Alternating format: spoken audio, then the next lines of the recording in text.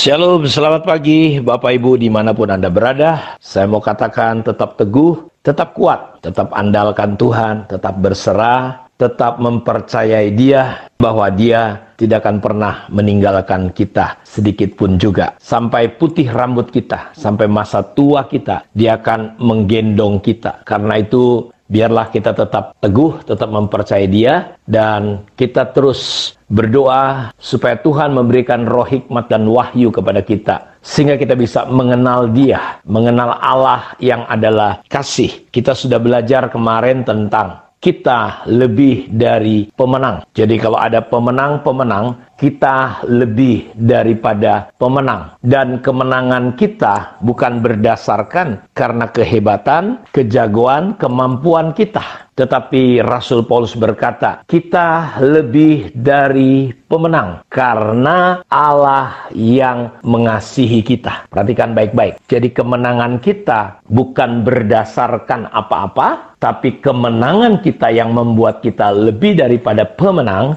adalah karena Allah mengasihi kita. Karena begitu besar kasih Allah akan dunia ini, Dia memberikan Yesus anaknya yang tunggal, supaya kita yang percaya tidak binasa, tapi beroleh hidup yang kekal. Karena itu Bapak Ibu perhatikan baik-baik. Kalau kita memahami prinsip ini, saudara mengalami, bukan hanya mengetahui tentang kasih Allah, bagaimana perbuatan Allah yang besar itu kepada kita. Sama seperti contoh yang Dia berikan tentang anak bungsu yang meninggalkan bapaknya. Begitu jahatnya anak bungsu ini. Kenapa jahat? Karena bapaknya masih hidup, dia sudah minta warisan. Bayangkan, dia menginginkan bapaknya mati. Dan ketika dia sudah ambil kekayaan warisan itu, difoya-foyakan, dihabisi, sampai akhirnya dia jatuh melarat miskin dan terpaksa harus bekerja kepada orang di negeri itu. Dan Alkitab menceritakan bagaimana ketika dia menjadi penjaga babi, dan ketika dia sedang menjaga babi itu, dia ingin makan karena lapar. Tetapi pemilik, tuan daripada babi itu berkata, tidak boleh. Jadi dia lebih rendah dari babi. Dia begitu kelaparan,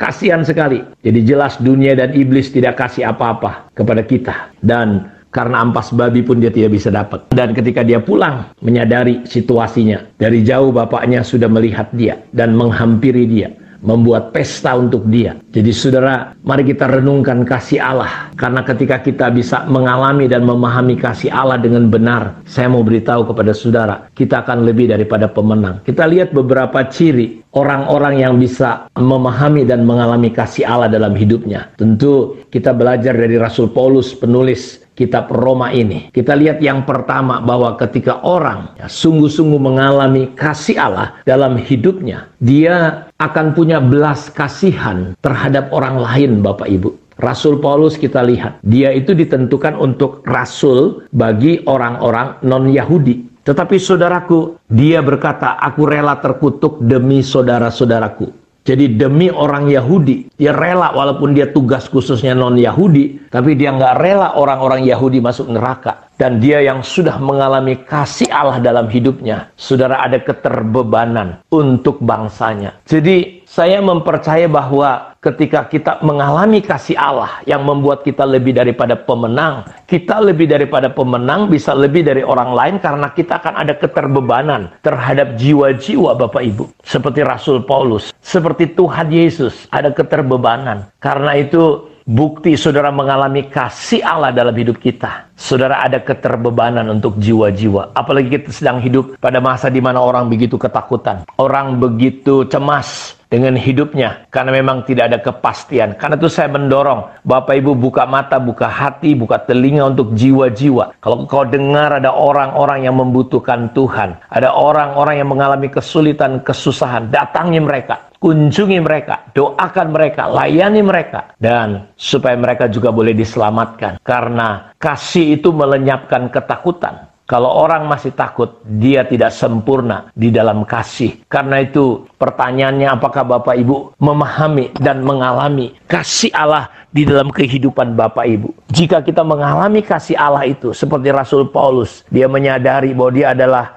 orang yang paling jahat tetapi Allah begitu mengasihi dia. Dan dia mengalami, bukan hanya memiliki pengertian, saudara, ada keterbebanan untuk jiwa-jiwa. Paradigmanya, pemahamannya, cara dia merasakan, cara dia berpikir berubah terhadap dunia ini, terhadap kesenangan-kesenangan dunia ini, terhadap apapun. Pandangannya mengalami perubahan. Saudara, dia berkata, apa yang dulu kuanggap untung, itu adalah sebuah kerugian. Apa yang dulu kubanggakan, ternyata itu nggak ada apa-apanya. Jadi saudara lihat, orang yang mengalami kasih Allah, yang pertama dia ada keterbebanan untuk jiwa-jiwa. Yang kedua, hidupnya berubah. Dia punya pandangan yang berubah. Dia melihat dunia itu menjadi berbeda. Dulu dianggap segala-galanya pencapaian, kemegahan. Dianggap semua itu luar biasa. Tetapi ketika dia mengalami kasih Allah, saudara lihat, hidupnya berubah, pandangannya berubah. Sekarang hidupnya dia berikan untuk Tuhan. Karenanya dia berkata dalam 2 Korintus 5:15 bahwa Kristus telah mati untuk semua orang, supaya mereka yang hidup tidak lagi hidup untuk dirinya sendiri, tapi hidup bagi Allah. Dan saya mau katakan bahwa inilah kesempatan yang luar biasa di tengah pandemi ini. Di tengah kesulitan ini, kita rindu menjadi berkat. Karena itu, pada kesempatan ini saya akan ajak semua jemaat untuk kembali mungkin membuat nasi bungkus minggu sekali. Kita berikan kepada orang-orang yang memang membutuhkan. Saudara, apa yang pernah kita lakukan? Menabur di masa sukar, menabur di masa paceklik. Seperti kayak Ishak ketika terjadi paceklik. Dia menabur, disitulah dia diberkati Tuhan, taburannya itu. Dan saya mau katakan bukan masalah besar atau kecil, tetapi ada keterbebanan. Hidup kita bukan lagi untuk diri sendiri, tapi kita mulai hidup bagi Allah yang telah mati bagi kita.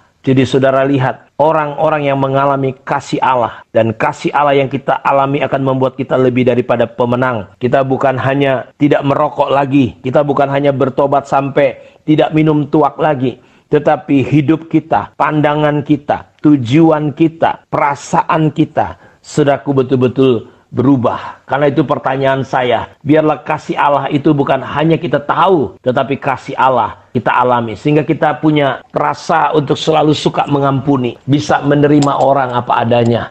Seperti wanita berdosa itu, dia pecahkan, saudaraku, minyak narwastu yang begitu mahal sekali. Yudas berkata itu kalau diberikan sama orang miskin banyak.